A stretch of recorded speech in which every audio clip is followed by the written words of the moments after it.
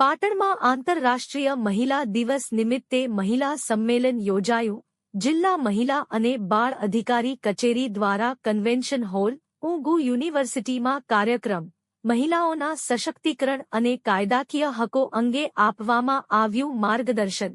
જિલ્લા પંચાયત પ્રમુખ હેતલબેન ઠાકોર દ્વારા મહિલાઓ સમાજ અને રાષ્ટ્રના વિકાસમાં મહત્વપૂર્ણ ભૂમિકા ભજવે છે એવો સમાજ રચીએ જ્યાં કોઈ દીકરી ભયભીત ન હોય અને કોઈ મહિલા પરાવલંબી ન હોય.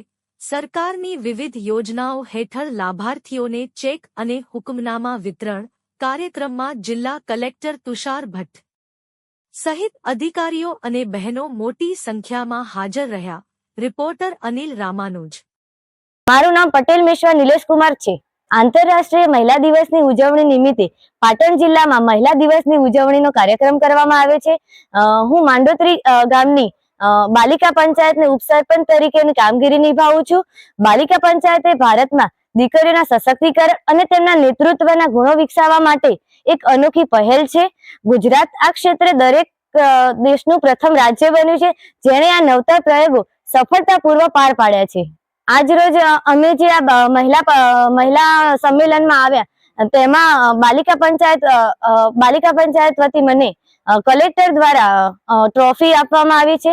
હું બાલિકા પંચાયત દ્વારા ગામમાં વિધવા બહેનોને વિધવા સહાયના ફોર્મ ભરાવવામાં મદદ કરીશ.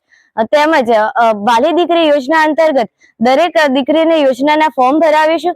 તેમજ સરકારશ્રીને દરેક યોજનાના લાભ દરેક લાભાર્થીઓ સુધી પહોંચે તે માટે કાર્યરત રહીશું. आप देख रहे थे वेस्ट इंडिया।